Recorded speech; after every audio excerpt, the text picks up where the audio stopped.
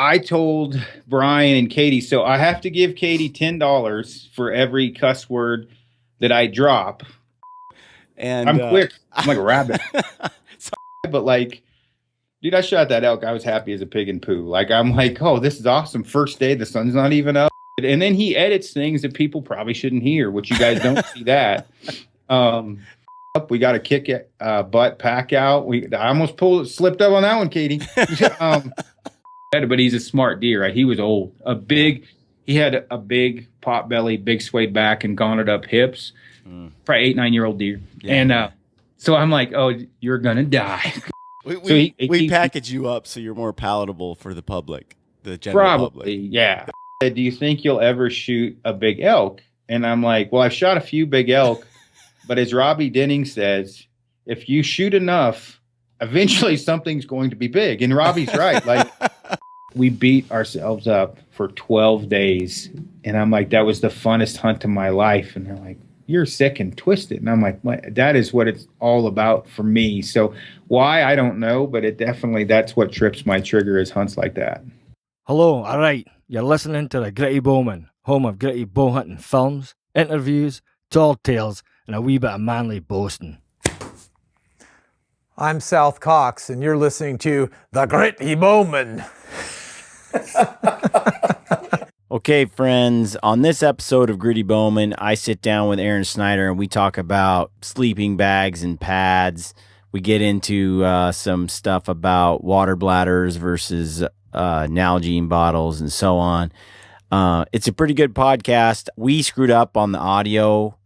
And when I say we, I mean I screwed up on the audio. And so it's not as crisp as it usually is. So forgive me on that. But it's a good podcast. So I hope you get some good info out of it. I did. Stay gritty. All right, folks. Welcome to the Gritty Bowmen podcast. I'm here with Aron Snyder.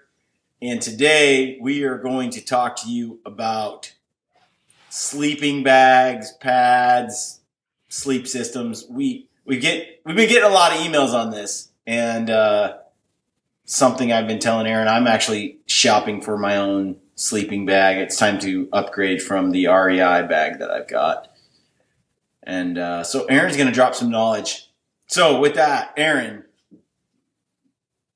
take it away. All right. So the most asked question I get is down or synthetic, which one to get. The thing that when you compare down and synthetic, down compresses smaller than synthetic, and it also is lighter weight. Now, there's different grades of down, and there's different grades of synthetic, basically. So there's cheap down and there's cheap synthetic. So when you look at a down bag, you have different fill types. Like you have 650 fill, 750, 850, 900 fill. Now, what that means, the lower the number, the cheaper the quality of the down. So if it says like, the amount of fill weight in each specific item or each specific bag or jacket, if it's 3 ounce or 6 ounce or whatever the case may be, that means the warmer it's going to be in an oversimplified meaning. But as far as the quality of the down, it will take more cheaper or lower grade down to get the same amount of loft a higher grade down would be, because there's more stems and it's not as poofy basically or fluffy. So you could technically get like I talked to the guy from Marmot once, a 1,200 fill down bag, but you'd have to like specially grow the geese. Like they would have to live very, very delicate and happy lives to get that type of quality of down. And I think he told me it was 1,200 fill. Right about now, 900 fill, about as high a quality as you can go. So the higher the quality means the less down inside to get the loft, in a very oversimplified way to explain it. Yeah. Isn't it pretty tough to find like 800 and above? You're going to pay for it. You can find it, but you're going to find it in an expensive bag. Basically, though, it's just the part of the feather that's truly it's just like this little fluffy fluff. There's Yeah. no like stem in it or anything else. It's like the finest level of feather. Yeah, the fluffiest thing you can find. And so if you get a 15-degree down bag that is 900 fill, and you get a 15-degree bag that's 650 fill, quality being equal, meaning it's made by a quality company, it's still a 15-degree bag. Both bags are great. I would say on average, a 650 fill down bag that's 15 degrees is probably going to be 2 pounds, 10, 12 ounces, maybe a little bit more, closer to 3, where you're going to be at 2 pounds, 4 ounces, maybe with a 900 fill bag. Those are rough numbers, but close. So you do save some weight. The finer the down, the smaller it will compress. So a 900 fill bag will compress extremely small. You also have, covering down right now, you also have the ability to get hydrophobic down. Now, a hydrophobic, what that means, I'm oversimplifying this, is it's basically a treated down. It actually started in the medical field for people that were bedridden, so that their pillows didn't get stinky. So it didn't hold sweat and things like that. It was easier to clean, and so you could wash it easier, things like that. Now, hydrophobic down is great. It's not foolproof. It can still get wet, and it still does take a while to dry, but it's definitely better than standard down. As far as hydrophobic bags go, there's multiple companies that make hydrophobic down.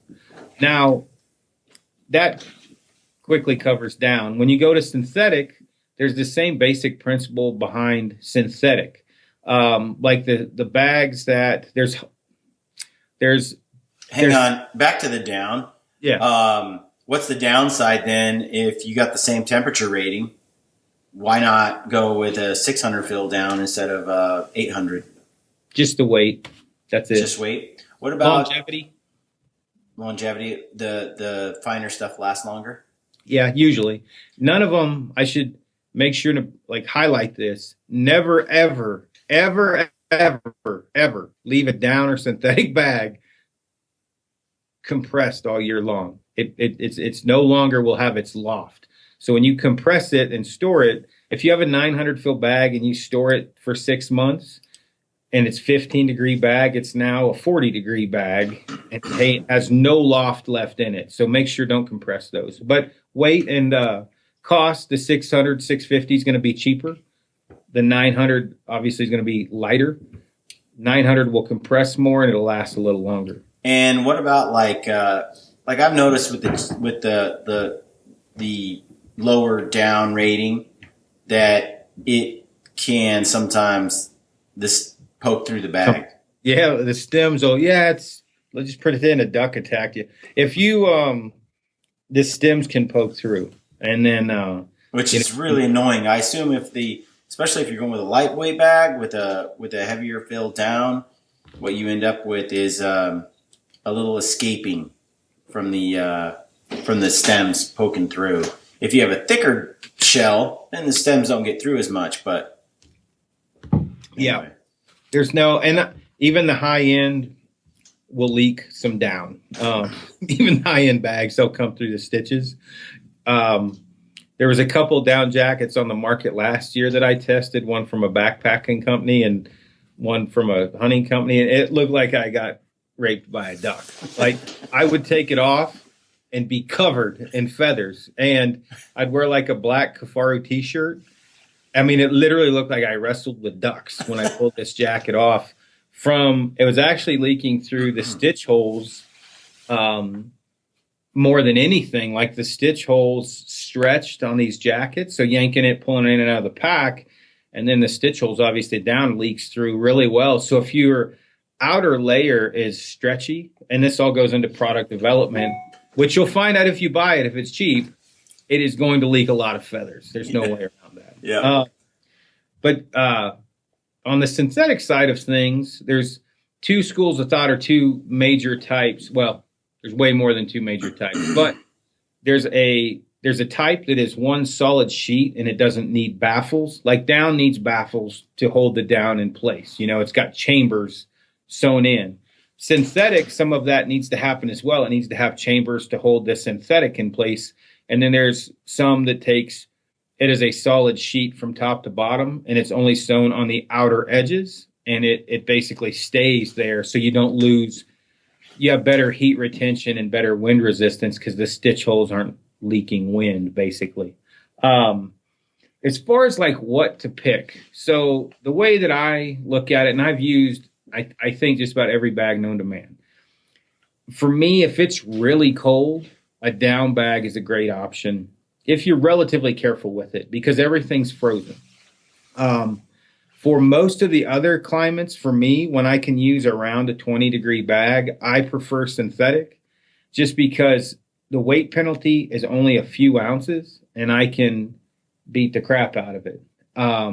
If you're really careful with your bag and your outer shell, because the lighter you go, like let's take Western Mountaineering, has multiple different types of outer shells on their down bags. If you go with, like, they have a microfiber and then they have like an ultralight. For example, on that ultralight fabric, for as light as it is relatively durable. But if you're jamming your sleeping bag, like sometimes I do, just down in my bag, and then, I stick a stove down there, more than most likely you're probably going to have a hole over time through walking throughout the course of the day of that handle, that stove rubbing that. Where with some bags, the outer shell is more durable and it can take a little bit more abuse. Go ahead. No, go ahead. No. So with all these different variables, that's where people get confused. Okay, synthetic, it doesn't compress quite as well, but I can get it wet. Once down's wet, it's worthless. Synthetic gets wet, you're still basically fine. You haven't really lost much heat retention value. I think the stuff that we use has a 98% heat retention value, meaning when it's wet, it's still 98% efficient. Down is a guess, 2% efficient. It's basically non-existent once it's wet. And I'm not bagging on down. Down's a great option. But what you'll run into is that if you get a down bag, what quality of down bag? If you get a synthetic, what type of synthetic bag? Obviously, I'm a huge advocate of the ones we make, because this specific type we make, I'm the one that did the testing on this new material or new insulation we're using. What I've had happen to me over the course of the last 5 years is my bag go flat, my down bag, and which has caused some serious issues, obviously, for my happiness in the backcountry. And when we at Kafaru were able to finally go with a synthetic that was relatively lightweight, compressed relatively well, great longevity, it was a pretty easy choice for me for that 15, 20 degree and above to use synthetic. Like the goat hunt that we go on, the territories, Alaska, it's always wet. And so having a bag go flat, it usually only takes one time for that to happen before it's stuck in your brain forever, because there's no more heat retention left in it. Yeah, but Aaron, what if you just use treated down and then you don't have to worry about it?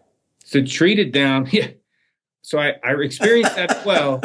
Now I will say treated down on a jacket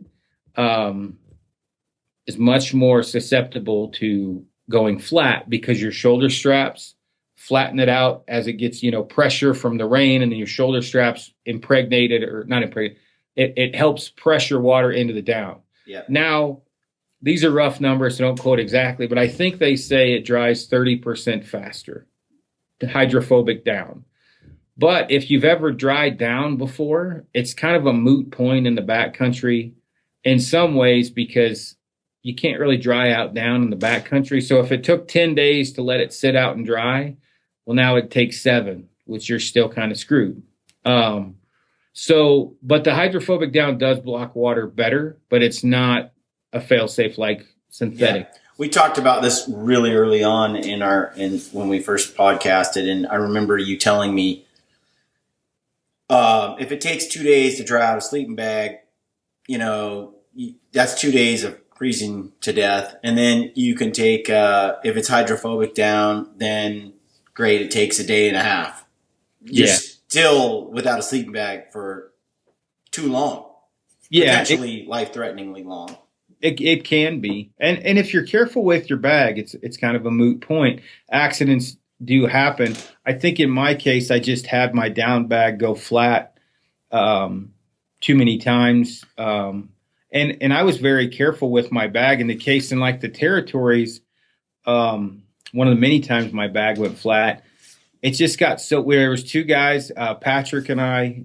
He lives in Ontario. He's a big dude, but we were both in our down bags, and we were stuck in the tent for like 3 days. And over time, the tents leaked. Even the best ones do, condensation, and then it got into the inner liner, and then it got to my bag. And then you sleep for 8 hours, and you're flopping around a little bit, and you're rubbing this on. You're rubbing pretty soon. Half of my bag was flat. And there was no going back, as you have clients that have paid, $12 to $20 thousand for tags. It's not like, I'll give you an example. It's like $1,000 an hour to fly that helicopter around. So the last thing you want to do is call Clay and be like, hey, Clay, my bag's flat. Can you send me a new bag in that helicopter that's $1,000 an hour? You don't want to make that phone call. So I literally had to wrap just a ton of everything I had around my feet. Now, the other thing with synthetic is if you're wet, you can get in a synthetic bag in wet clothes and they'll dry out by morning from your body heat, where with down, they can't. That's not an option. So for a long time, I just hated the way synthetic feels. So when I go to sleep in a synthetic sleeping bag, I just kind of sweat. I wake up a little stinky. Yeah, it's too damp in the bag. Like they just never breathe the way like down did.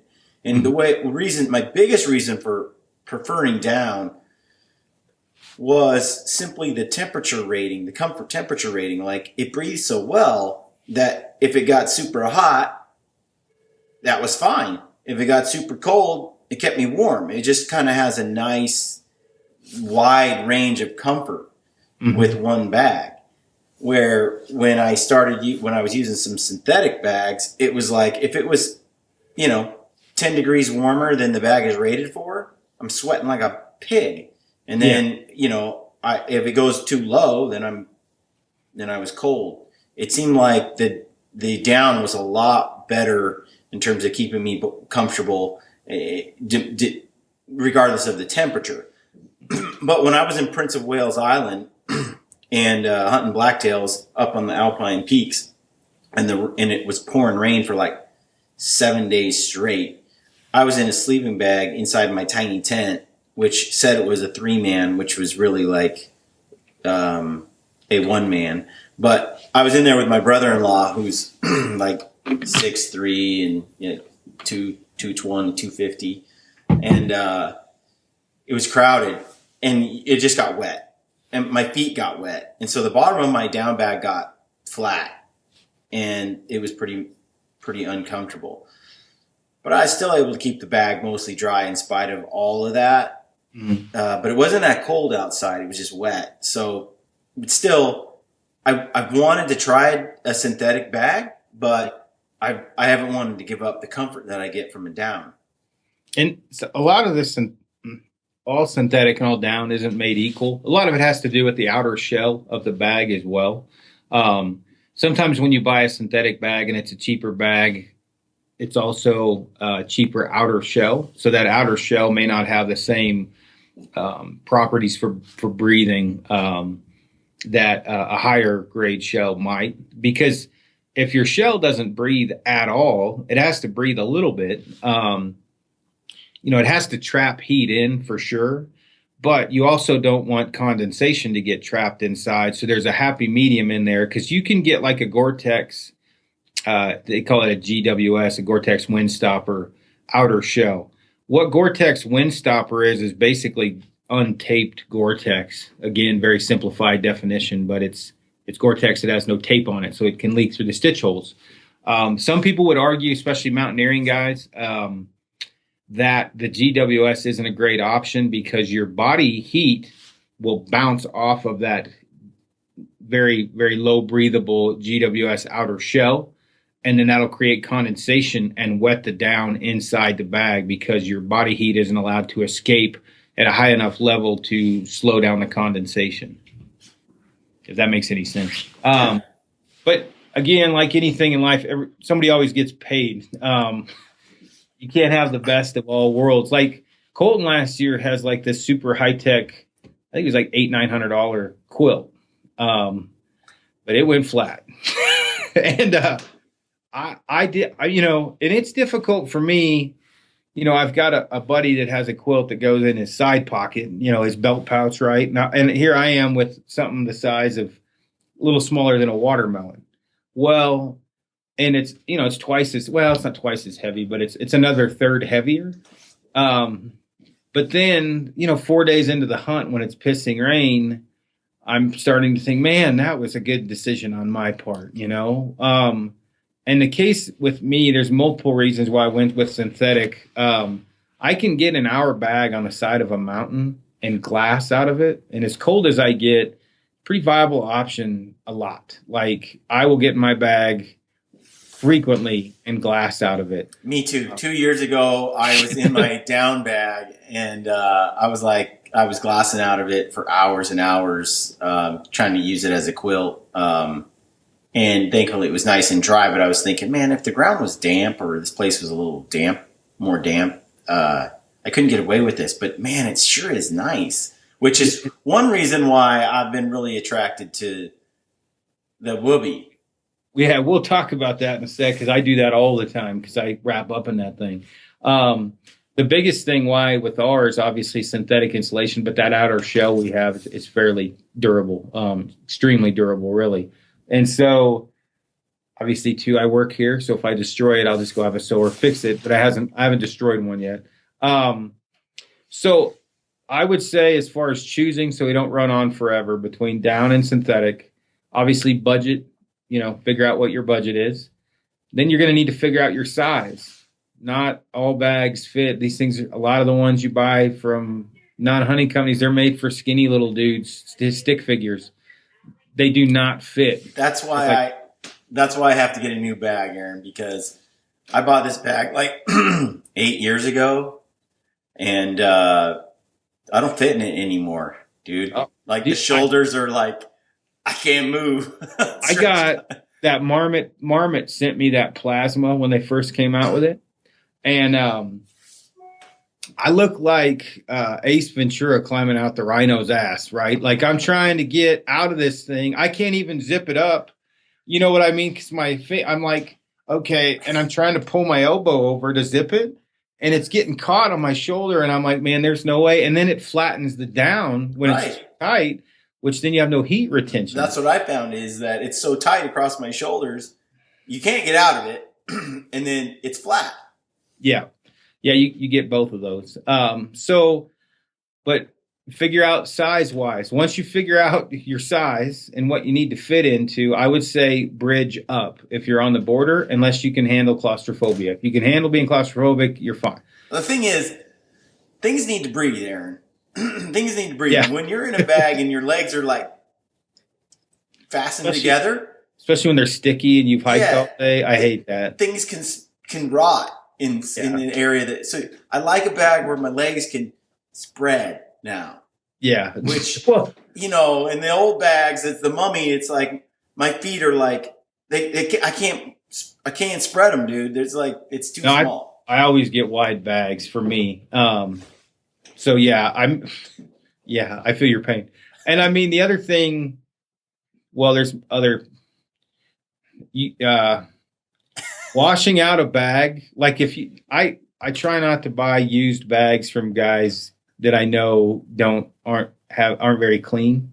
Cause when you're trading bags up or guys want to buy, I'm pretty anal retentive about mine, getting it cleaned and everything. But if you've ever smelt a bag that's been used by a guy that backpacks a lot and doesn't shower, it's kind of like going to a men's locker room. You just have that wall of just, teen spirit. It just hits you.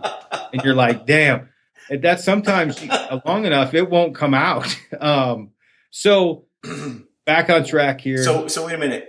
What about washing a down bag versus a synthetic? Is it a lot easier to wash a synthetic? Yeah, I just hose mine off. I mean, Do you ever throw it in the washing machine? Does that matter? I do on mine, but I'm rougher on my stuff. So it'll say in the instructions top load or front load, what's preferred. I just hang dry mine. I'll hang it up, and basically let it drip on one side. I'll fluff it around, hang it, let it drip out of the other. Then I'll just lay it flat. With a down bag, you have to send it in and get it cleaned. You can't just throw a down bag in the washer. A synthetic one you can. Okay. So that's definitely easier. Now, down will last longer over time with proper care. Down will last longer than synthetic. Synthetic, I would say, probably has a 10-year shelf life, where down's probably closer to 15 to 20. Not that I've had any bag that long ever to say with like firsthand knowledge. I'm going off of people that have told me that, and also manufacturers. Okay. So I don't have a bag for more than 2 or 3 years, and then I swap them out. So once you figure out your size, which is going to, if you're a fat guy like me, you're going to that's going to slim the field down to like a pencil. It's not going to be many options for what you'll fit in. So then you're going to go down or synthetic. Once you've figured out what you fit into for both the options, I would say if you're in a wet climate, or you're rough on your stuff, or you hunt multiple climates, a synthetic is a better option. If you're like an ultra lightweight weenie where it just grinds on your brain that you don't have the lightest option possible, synthetic is probably not an option, because it is not the lightest option possible. You're always going to get that 6, 8, 12 ounce increase in weight going with a synthetic. Most guys in Washington, North Idaho, Oregon, those guys, generally I suggest a synthetic bag. The other thing too is if you're camping more in extreme cold weather, a down bag, well, I'll give you an idea. The guys that do the Arctic cold weather school, the ones that fly in, the British SAS guys and the 10th group guys, they all run synthetic bags. There's a reason for that, and it's durability. Down's not as durable. Even though they're in negative 30 degree, negative 10 degree, whatever weather, they run synthetic because it's more durable for the most part. What do you mean more durable? Well, the outer shell on the options they have are more durable, and then synthetic can be beat up more. You can get it wet whenever you want. Okay. And you're still good and you're not going to die. That's not really an option. It seems like I was talking to First Light. We just did a podcast with Ryan Callahan and Kenton Caruth, and we were talking about synthetic versus down. And, this came up where, with synthetic, it's just full. It's fail proof, right? Well, I got into a big argument with an industry guy, and he's like, ice climbers all use down, and guys that climb K2, they use down. And I'm like, yeah, no, you're right. It doesn't get above 0. So yeah, I mean, they're going lighter. They have to climb, an 18,000 foot or 28,000 foot peak or whatever the hell it is. But it's never above freezing. So synthetic's not as good of an option then, because you don't have to worry about getting wet. But anytime you get above that 20, 25 degree mark and above, you're really starting to play a better role into what you're going to be doing, just because you don't have to pay attention to it. You don't have to worry about it. It gets wet. You can get outside. Like James and I got caught 3 times away from camp in one season, and we just started throwing our bags in our pack. And even in rain, we would just jump in the bag, get under a tree as much as we could. Yeah, the bag was a little bit wet in the morning, but it's Colorado. It's sunny the next day. We just lay it out in the sun, let it dry out. You're just saying that the outside temperature is so survivable that it's not life-threatening if your bag got wet. Is that what you're saying? No, I'm saying when it gets farther away from freezing and closer to rain, that a down bag is not as good of an option as a synthetic, because it's wet enough and because the chances of your stuff getting wet are much higher. When it's super cold, there's no moisture left. Yeah, you can pee and it freezes before it hits the ground. It's just getting something wet isn't there. But as you get past 20, where you're 20, 25, 30 on up, it's getting away from freezing and getting into Okay. Constant wetness. So that would be the thing I would look at is like, if you're clumsy, obviously synthetic's probably better. To wet climate. If you're in a wet climate all the time and you only camp above, 20-degree weather, roughly, synthetic is a little bit better of an option. If you're just going for the straight lightest option you can, a down bag is better. Now, as far as the fill for the down, if you're on a budget, just get 650 fill. If you're not, get a higher fill rating. You're not going to die using 650 fill. I used a REI Radiant when I was poor for like 4 or 5 years. It was 650 fill, and it was a great bag. It was like 189. Yeah. Compared to like a Western mountaineering down bag, you're up in the 500 to 600 range. Feathered Friends is another great bag. Valandra makes great bags. Montbell. There's lots of good options. So I was, back in the day, I was trying to get a really lightweight setup going, and I wanted to, carry. Did you copy Cameron? Did you get the Marmot? No, I did one step further. Okay. So basically the theory is get the bag that fits you perfectly, no extra size on the bag, right? Like you don't want it to be any bigger than it has to be.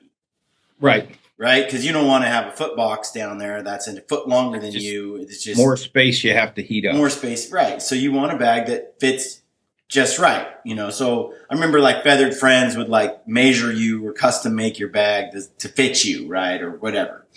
Or some bag company. And I remember, shopping around and trying on all these different size sleeping bags and going, some of these are a little bigger now.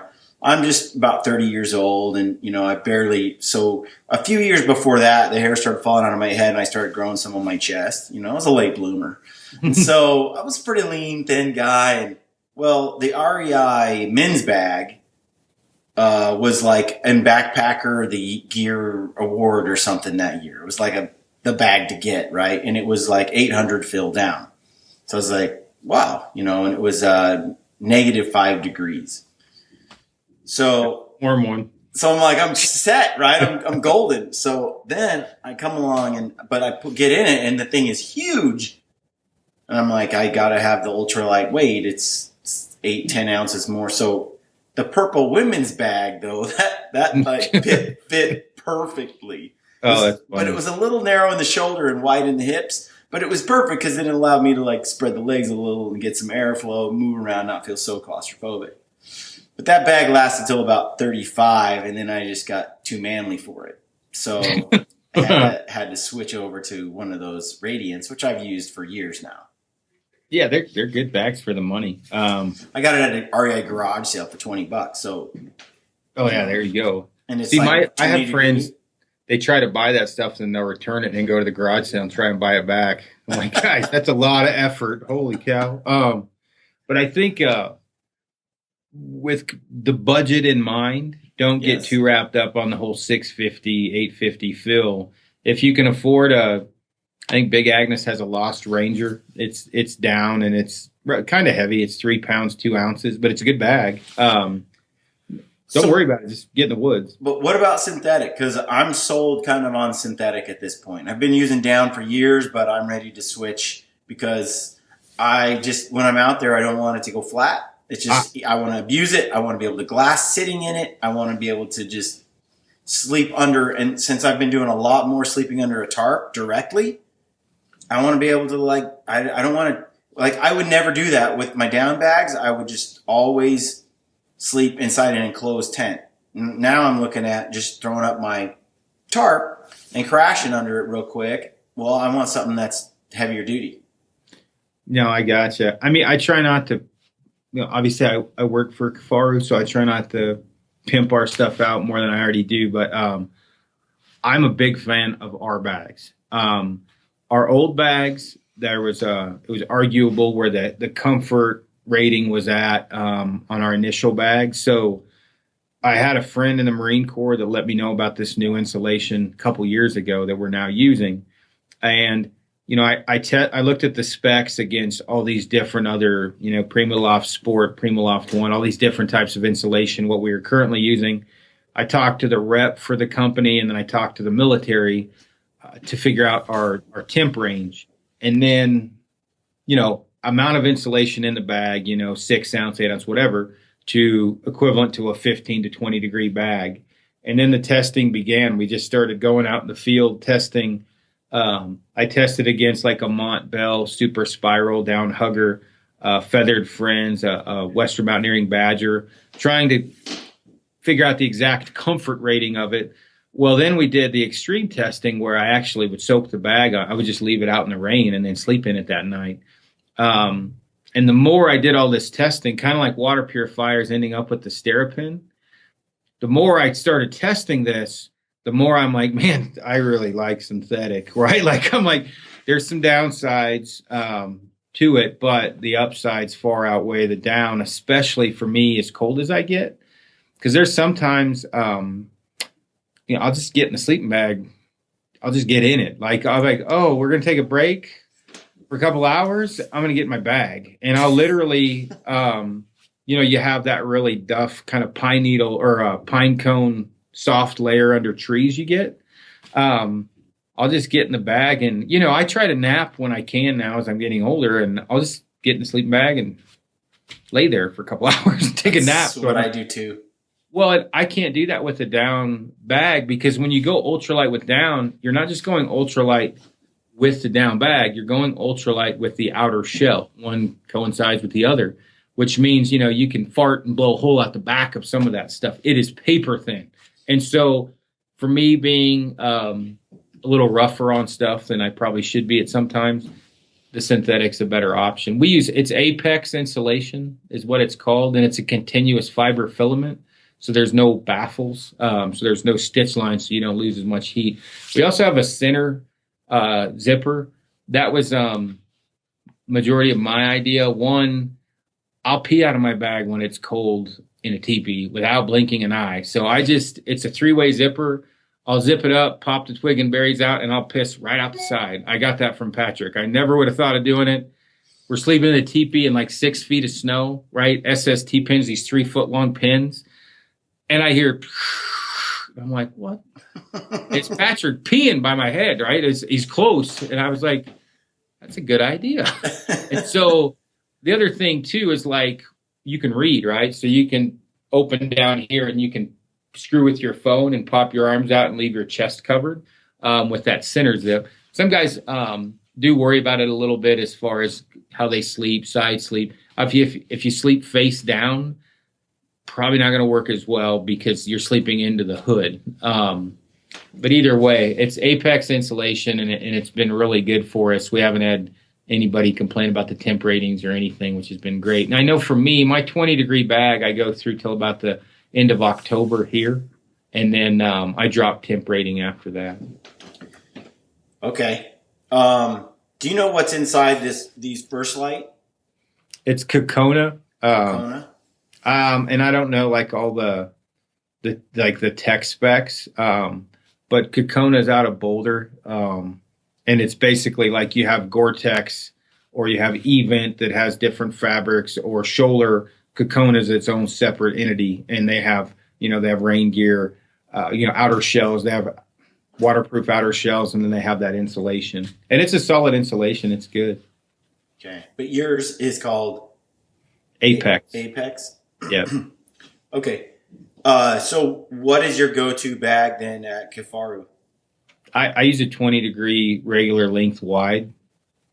20 regular length wide. What I'll do is I'll stuff that wubby in there when it's really cold, and I'll just put that inside. My 20 just became a 0. So I'm anxious to hear about this wubby because I've been dreaming about it since I saw it, and I read the reviews on the Kifaru site, and we've talked about it before. But since everybody loves the wubby, because I've had people say that they buy it for themselves, and their wives confiscate it and they use it 24/7, whenever they're out camping, hiking, whatever. Football games. Yeah. So a lot of military people sent some emails in when we talked about shelters and said, hey, you guys didn't talk about combining the wubby with some of these shelters instead of packing sleeping bags and stuff like that. So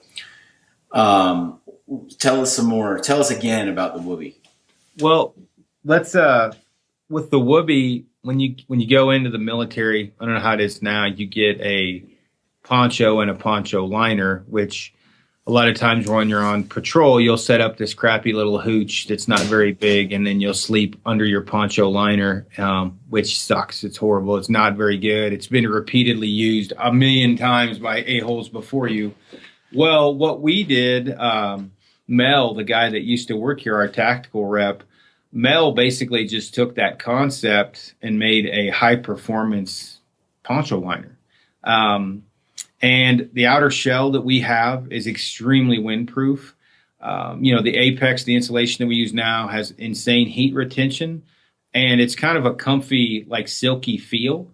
And so since it blocks the wind, it can get wet and everything. Like the joke about, like Jody has one she stole from me, and then she has one in her car. And then my daughter has one because she sleeps under it when she's here. She doesn't like her blanket.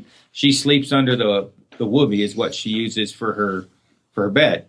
And it's really just like a survival blanket.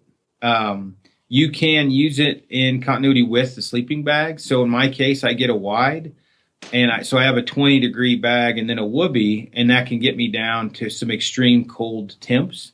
And then if I am going to spike out or go out and with the high probability of having to stay the night away from camp, I'll just throw my wubby in the bottom of my bag, and then I just wrap myself up in that.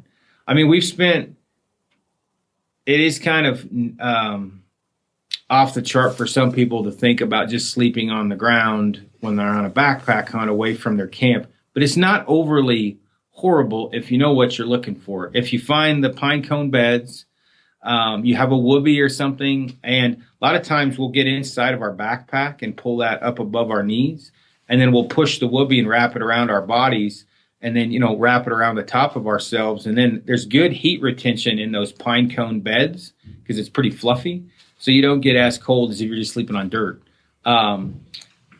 They're relatively, I don't know, like $139 or something. I don't know, dude, we sell so many of those things. It's not even, like, we can't keep them in stock. We're out of some of them right now. What's the difference between the wubby and the doobie? One's a double. I didn't name them. If I had a choice, I'd change the name, to be honest with you.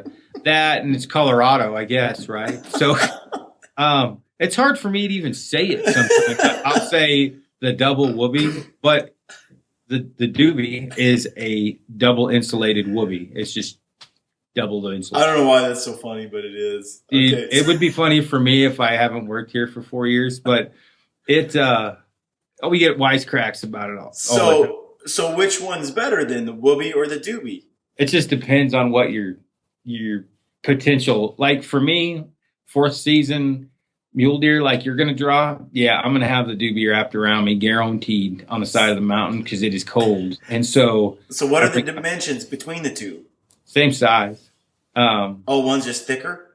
Yep, it's just double the thickness, so it's even warmer. And so I just stuffed one in my bag, and literally, like you can see photos of me and James and those guys on the hunt. I put my little foam butt pad out, and I take my boots off, and I wrap my entire body in that thing. And people, if you haven't sat and glassed for 12 hours, you can't really understand the heartwarming, happy feel of that blanket because you don't get cold. So I'll take hot hands and put them down by my feet and then just wrap up in it. And I've got my boots right there, so I'm taking a warm foot into a cold boot, but if I'm putting my boot on, I'm moving out anyway. It's a moot point. But I've heard that. I've heard people say, I've seen guys glassing. Like I just watched a film the other day where they're trying to glass all day, and they're up on this ridge and the wind's blowing, and they're at a great glassing point, but they're freezing. They're so cold they can't glass. You start to shiver, and so they want to quit. I mean, they don't stay out all day, which is the difference between glassing something up and not glassing it up. Oh, in 4th season, it's funny because I have my stove with food and my hand warmer. Yeah, I use the stove as a hand warmer. I have down booties. I don't think people realize how important it is to stay there where you're at. Stay glassing. Pull my boots off, put the down booties in, throw a hot hand in there, wrap myself in the wubby or the doobie. I've got my stove to warm my hands up if needed. And I just sit there like a slug for as long as it takes glassing, and I can with the wind, it blocks the wind really well. So Down booties. yeah, they're like 500 fill down booties with. They even have soles. Where do you get those? REI, Really? dude, I have serious I gotta write this down. issues with Down booties. like, well, That sounds really awesome. Actually, I don't know. I don't even know if I can say the dude's name. He's a SEAL team dude. He's an instructor. He's been super. He's cool as shit, man. I've talked to him about 20 times. I put him on a hunting area down south, and he's talking about how cold he gets, and he brings his wife, and I didn't want to sound like a straight up, wiener talking to him because he's a SEAL, but I'm thinking, dude, if you knew how cold I get, I don't even want to tell you, because he was asking about building fires, and I'm like, dude, if I get cold, I build a fire, like without question. Yeah. He'd be like, oh, what's Aaron doing over there? I'm building a fire, probably. And the down booties, I don't bring, like on a backpack hunt, I don't bring them. But I tell you what, when I say that, I don't bring them for archery season on backpack hunts. But on rifle hunts, I have them every time because I can walk around in them around camp. But just glassing alone, dude, it's like when we were on Ryan's moose hunt, dude, it was bad cold, like horribly cold. And they were all laughing at me because I took my boots off and put those booties on, but I could stay 6-8 hours without a problem. I had probably had 8 hot hands opened up. I had a couple of my each booty, and then I had them in my jacket. I hate getting cold. I'm okay with being made fun of as long as I'm warm. Man, when I was fatter than I am now, I didn't get that cold. I get cold now. In fact, Jeremy was like, remember when you're like 250 and you were in an Under Armour t-shirt and it was snowing, you worked all day? I'm like, that day is gone. I'm gone. I lose feeling in my fingers bad. Yeah, Brent can do Wim Hof, but he's got the layer on him there to keep him warm that I don't have. So it's got to make a difference, man. Well, yeah. Have a little fat on your bones. How many skinny Eskimos do you know? Not very many. But yeah, so that's the wubby and the doobie, which are just survival blankets. What about have you ever used like those Zippo hand warmers that light on fire? I don't bring it on a backpack hunt, but when I'm hunting where we're backpacking or hiking in and out in a day, I use one. They work really well. But you're packing in hot hands? Or I'll that's pack just for in day hunts? No, I'll pack in hot hands, depending upon the longevity of the hunt. Usually for those later season hunts, it's only 3 to 5 day hunt that we'll backpack in for. And so it's hard to beat an external heat source, man. You know what? I throw those in my sleeping bag before I get in that bad boy too. I'll chunk them in the bottom, and it's not okay. So going along, if your body is not creating heat, it doesn't matter how good your bag is. There's no heat to trap. Right. We talked about that once. Create heat. They're like ice cold. Like Jody always laughs. She'll put her foot on my foot.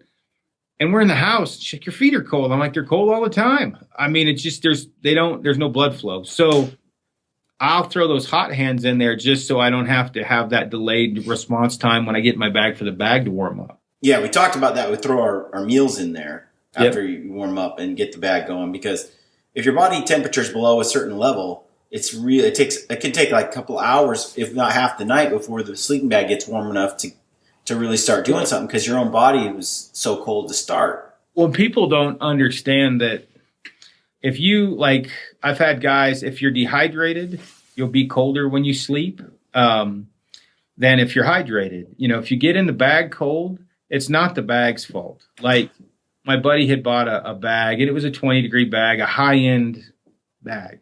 And we slept, and it was 30 outside. But we made the biggest, well, we didn't, because I've done it before. And again, the collective of dumb things I've done, I get back, dude, I'll rack out 150 push-ups and get in the bag. Like I don't just sit there, pull off my jacket, oh, I'm warm now. And then all of a sudden I start shivering and I'm like, oh, the bag will save me.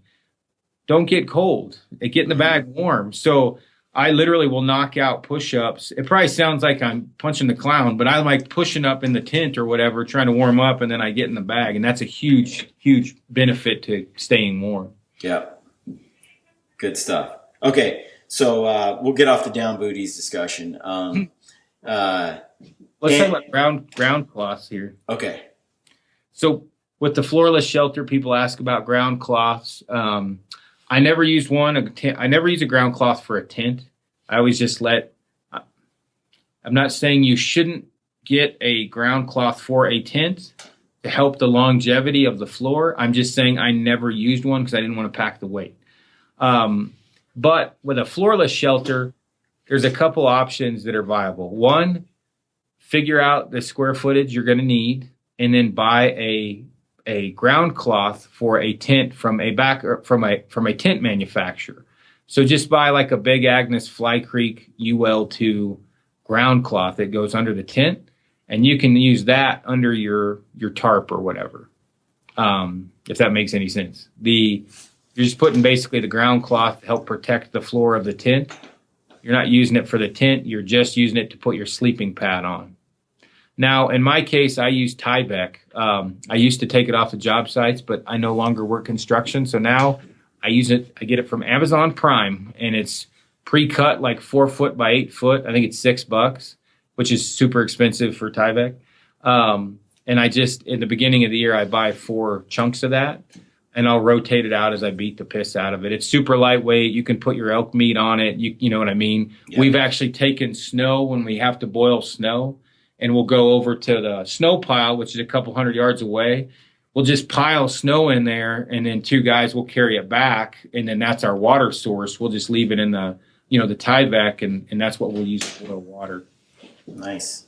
So Tyvek is generally my suggestion for a ground cloth. You don't really need to do anything other than that, just Tyvek and then put your sleeping pad over it, and that'll protect it. Okay. Because I had a few people asking, hey, what is Aaron? I see Aaron's setup in his teepee. What's he laying on top of? What's his ground cloth? So, Tyvek. That giant white sheet is Tyvek. And then we're skipping a couple things. We need to hurry here. We need to get into pads. Pads, yeah. So I'm going to go over quilts real quick. So why? I'm never going to buy one. I've never been a quilt fan. I've tested them.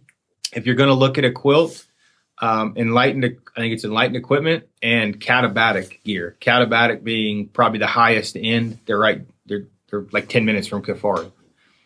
The thing I don't like about a quilt is they're just not as, in my opinion, as bomb-proof as a bag. You don't have to have the bottom of a sleeping bag. It does flatten out. There isn't much heat retention there. But the times I've used a down quilt, I basically everything went wrong the several times I've used one. They are a great ultralight option. They're not bad. But you only have to get your ass caught in the breeze one time with a quilt where you'll probably go back to using a sleeping bag. But the quilts nowadays are great. They're super high end. They're very thought out. It just literally has no bottom, and it clips around your sleeping pad. And you wake up in the morning and you unclip it and you get out. I would just say if you're looking at a quilt, look at Catabatic gear or Enlightened Equipment. Okay. So now pads. With sleeping pads, this is the down and dirty. You have an R value on a sleeping pad, which is your heat value. I use a Thermarest X Lite, a Thermarest X Therm, and some other Thermarest that I bought, and I'm not sure why, that I didn't need, that blows up kind of by itself, but it's heavy. It's like a pound. How is that compared to the Neo Air? Well, lighter for one. It's still crinkly, but it's lighter weight than the Neo Air. Okay. So you have vertical and horizontal baffles. Now, for a fat guy like myself, vertical baffles don't work as well because inevitably your ass sinks in the middle of it because it's a 7-foot long tube and your butt is the heaviest part. So then it sways because you're pushing all the air out of the middle. Yep. Then it kind of bows up. Where with a horizontal baffle, you've only got the 22 inches wide. So your butt doesn't sink as much. So I use a horizontal baffle. I used to use a Big Agnes with the vertical baffles. And then when I switched to Neo Air, it was so much better. And you get people, and I used to talk crap about the Neo Air. I shouldn't have, because it was loud. Yeah. But I never noticed it. My X light's kind of loud, but really, I mean, I'm not dancing in the middle of the night. I'm sleeping, so I'm not moving that much. At first, it's kind of crinkly, like popcorn or whatever. Um, really, you're everybody. Someone always gets paid. You want more comfort. You want it wider. You're going to have to carry more weight. Big Agnes Q Core is one that's out now that is very comfortable, but it's like 1.5 pounds or more. Mm-hmm. The best one I've found, I've got a Thermarest X Lite. I had one. I used it for 3 years. Mm-hmm. When I first bought it, I'm like, man, I'm going to pop this thing in no time. And I didn't. I finally did pop it. My own fault. I was too lazy to take the air out of it. I stuffed it in the back of my 4Runner because we were going to another spot. We were shed hunting, and we just started piling sheds on top. And I paid attention. Well, the shed fell on it. We drove over, just destroyed it. This is a horrible story. So I called my buddy who's coming to meet us, and I'm like, dude, grab me an air pad. Well, dude, I'm blowing it up in the teepee, and all of a sudden the bottom, it unfolds and shoots out, and it hits my lantern, and I put a hole in my brand new freaking pad. I only had 15 seconds. But I patched it, and it's still going strong. That's the X Lite. It's 11 ounces. So is yours shaped like to save weight, or is it square? Is it shaped like a mummy? It's shaped to save weight. It's narrow at the foot than it is at the head. And I have the ultralight, the super small model. They do have a wider one, which I may get this year for some of the shorter backpack in hunts, because you can roll off of it. I've gotten so used to just sleeping like a dead body that I don't move a whole lot. Yeah. But in my opinion, everybody keeps asking, I use the Thermarest X Lite. That's the best backpacking pad out there. I've used the best sleep system I've come up with so far is the Luxury Light cot with the Neo Air, like a third full of air. Yeah. And then sleep on that. It's like freaking. It's a little bundle of joy. Oh, it's so nice. It's just, and it doesn't matter what the ground is like, if there's bumps or rocks, or it's just like you're floating on top of it. Now, I have one of those luxury. I had one, and then I traded it to Paul for something. I don't know. And I should have kept it. So I bought another one. I don't backpack that caught in unless it's pretty close. I mean, fishing, shed hunting, I will. But man, it is comfortable. If I didn't have to pack camera gear, if I didn't choose to pack camera gear and audio equipment and all that stuff and batteries, and I'd pack the cot.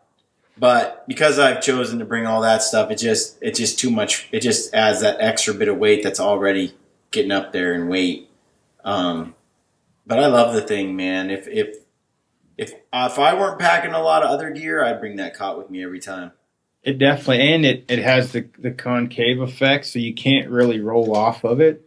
You can sleep on the side of a hill. You can sleep. I mean, the biggest thing with the teepees that makes it nice is you're not up high, so you're not running into the sidewall, so you can get closer to the edge, so you have more usable space.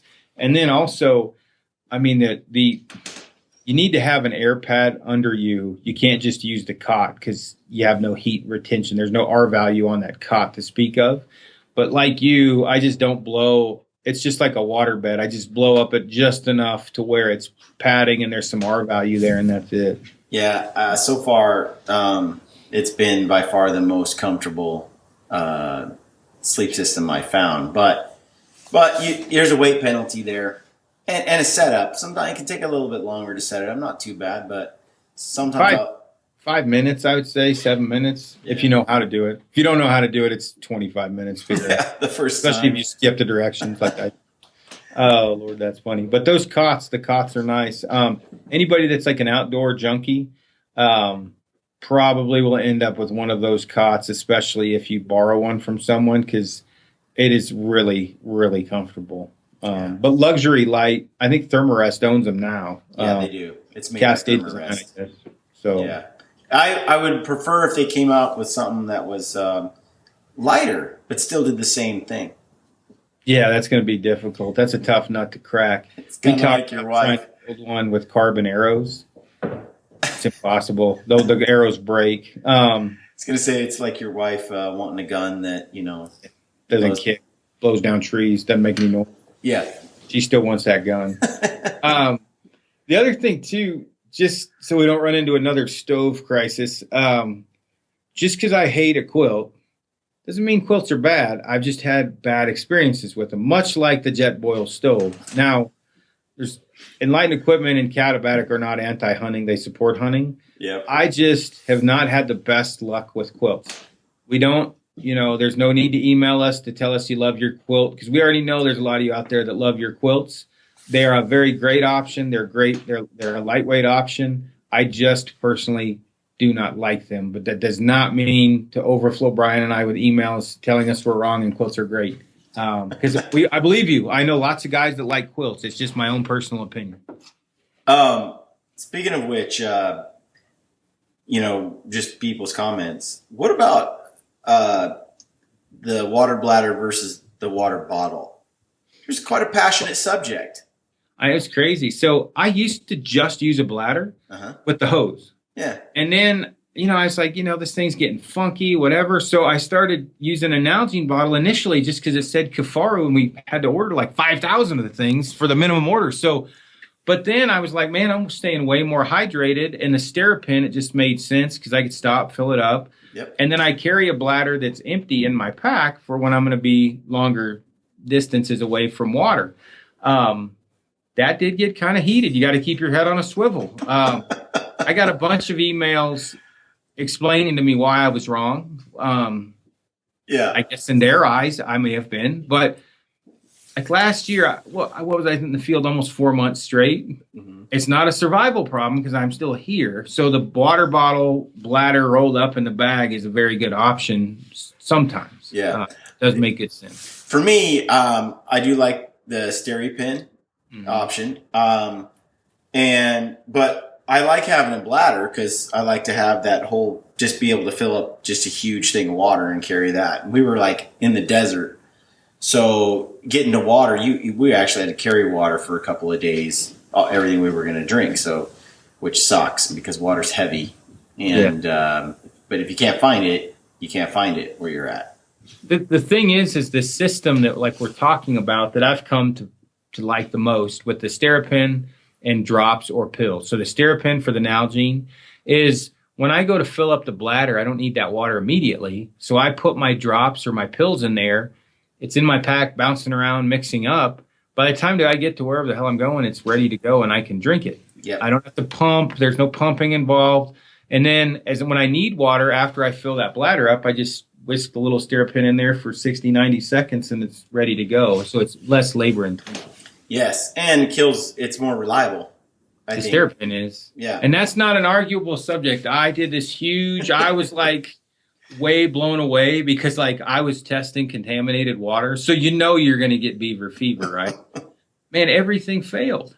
Now, some of it's human error, and I took that into the equation. So how many people actually take care of their Katadyn Hiker Pro correctly after pumping water? Yeah. No one that I know.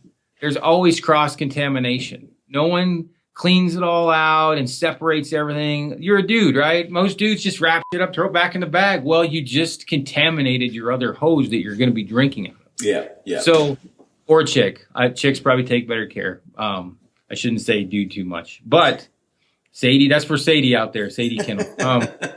I think, though, that if you're extrapolating what to do from your living room, it may seem like a great idea at the time. If you like drink mix, for example, electrolyte mix, you're going to have the cure for cancer in your bladder in no time. That stuff, have you ever looked in your bladder, like black floating around, fungus growing on the sides? You don't get that when you use the Nalgene bottle to mix your drink mix. No, even my Nalgene will just start to have a stink after a few days, but I can actually open it and really scrub it, Dude, I drank out of my bladder once and I looked in there. It looked like there was like brownish, like lichen, plankton shit floating in. Sorry about the SHIT words, Katie. I'm like, man, dude, I turned it inside out and there was like a black caked on crap on the side of it. And I'm having to scrub it off. And I'm like, who knows how long I've been drinking that. See, here's my thing though. Like, I like to be able to mix things into my Nalgene and see how much I have left as I'm drinking it. There's just something that's real comforting. It's like, okay, I got that much, With the bladder, you're like, am I going to be out? Am I going to be out? How much have I drank? You don't want to have to check, you know, it's like, where am I at? Where am I at? And I like having both options. I used to carry around one of those platypus that's about the size of an nalgene. And, you know, you could just mix your drinks in it and stuff, although it just has that small top on it. Yeah. But you just drink it like a water bottle. And then I could just fold it up and it would just compress and be small and didn't weigh anything. But I got to tell you that it just started to smell, and you just can't wash the inside of it very well. Yep. The other thing is the last year or so, I used the nalgene as like a foam roller.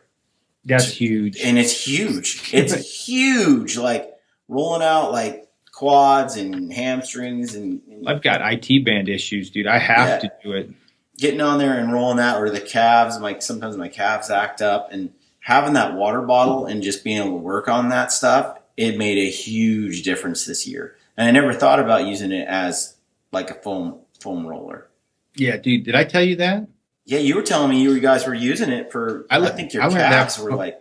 A mountaineering, dude, when I had my IT band problems, I about pissed my pants when I rolled on the nalgene. I'd never rolled before. Mother of pearl. That hit that knot, man. I was making all kinds of, it was bad. But I would anybody say who's rolled out on a foam roller or whatever when you're in serious pain has been there before, where you want to cry, like the tears are coming out, but you got to do it because it's the pain for the relief. You know, it makes such a huge difference. Oh, I have a huge piece of PVC pipe at the house now. It's like 4 foot long. We call it Bertha. And people are, because, you know, when you first start out, you need the softest one. But then as you go along, you get used to it. I just have a PVC pipe. But the, again, with the water bladder, you know, whatever, the great debate of what's best. You know, the emergency packets or Enduro from Mountain Ops, whatever you're putting in your bladder or your bottle. A little Yeti goes a long way when I'm on the mountain, dude. I crave that stuff like crack cocaine. It is good to have things that refuel your electrolytes as well as give you some energy. Those Nun or Noon, yeah. Those so are I have money. Like, the ultimate mix. I have the strawberry. Whatever lemonade Nun. I put that in there, a thing of Enduro, and then this like Crystal Light drink mix, which is probably not overly healthy because it's got sucralose or some shit in there. Anyway, sorry, another one. I'm gonna have to give Katie a teepee. And but dude, the only problem is I drink it like I eat ice cream, man. I'm like, I look like Napoleon Dynamite when he's drinking Gatorade because it tastes so good. So I have to like pay attention. But like you say, I kind of stay cognizant as I'm, you know, looking at the water, especially if I know where there's more water. You know, you don't want to blow your mod at one time. So I'm kind of like just trying to wean myself, you know, keep it slow. I used to be a huge advocate of the bladder and the hose. And it's not a bad option. It's just the more I use that Sterapin was a game changer for me in a lot of ways. So, yeah. No, it's all good. I mean, everybody has their system. I like what I've dialed in now, and I don't put drinks in my bladders anymore. It's just straight up water. And you throw a chlorine pill or an iodine or something in there, and it'll clean it up and kill the bacteria. And nice to have. No, sure. All right, I still get a little creeped out by the idea of like turds floating in there, you know, or the bladder. No, like when you like scoop water with your stereo, you use your schmag to filter it. Dude, that's it's gotten. I tell you what. So here's the thing. When we were on that sheep hunt with Phil, there was just like those photos of that pristine lake and the tarps are by it. Man, that had those little flippy things in there. Bugs.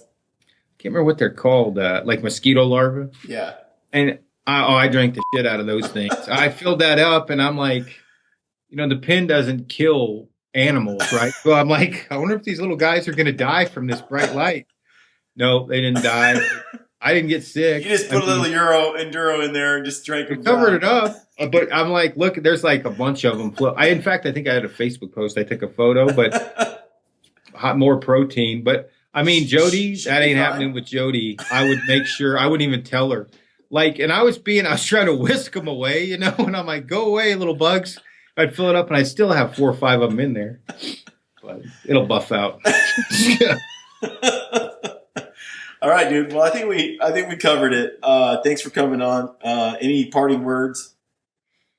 No, I don't think so. I think we're good. I covered the whole whatever. Yeah. Send us 1,000 email thing. I don't like whatever. Well, just an update. We got Carbon in the Air t-shirts.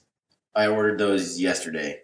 Oh, so good. Those should be in the mail. And then your prints, we're about to have those ready. It's taken way longer than I wanted to, but they're almost ready. Katie sent me my shirt yesterday, and I think her and the kids made cookies. Yes. Yeah, she thought that was funny.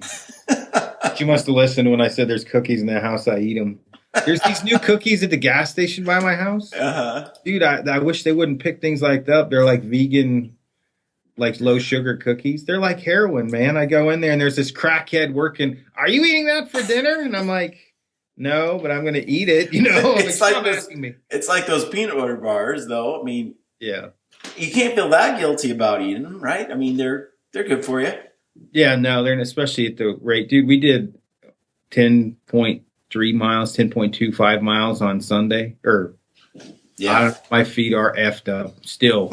Like, dude, so I wanted to do it on concrete and time it for the Mountain Ops Challenge. Mm-hmm. You know, the guys are like, "Why'd you pick this route? Doesn't pavement screw up your feet?" And I'm like, "Yeah, that's the idea." Well, man, we were hauling mail, like 4.25 miles per hour pace, which is trucking, and about halfway through, all of a sudden, I'm like, yeah, my right foot hurts. And so finally I broke down. I'm like, your guys' feet hurt? You know, like out of the 6 of us, 5 were like, yeah. And it was, so by the time we got done, it was just over 10 miles on pavement, dude. And I got a car to get a bagel, dude. My right foot hurt. I had like a constant hot spot. And people are like, oh, your boots don't fit, or go do 10 plus miles with 50 pounds at that pace. Something, if you're not used to that, something is going to hurt, right? Like my body felt fine, my hips, and I didn't have blisters everywhere.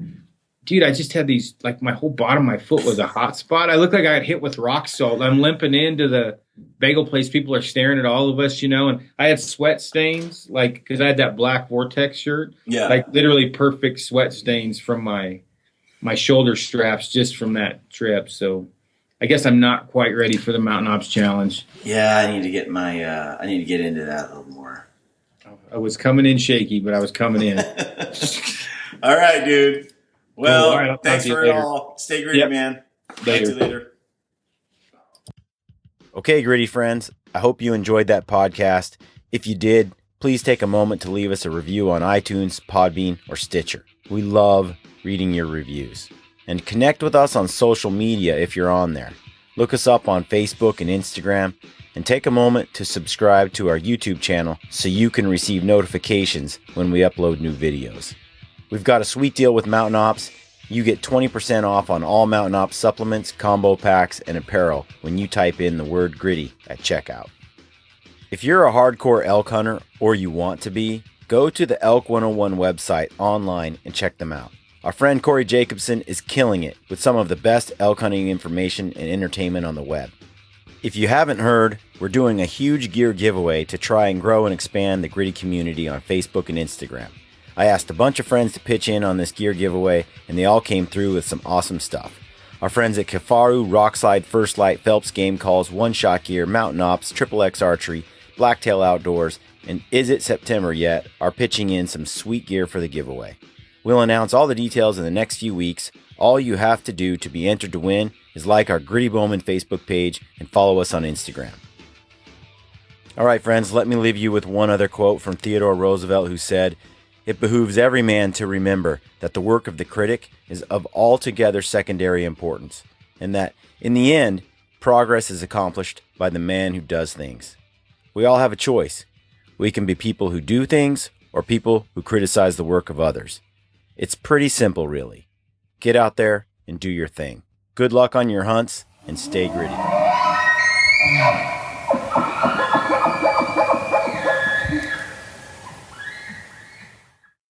This is Ty Stubblefield, and you're listening to the Gritty Bowmen. Gritty Bowmen.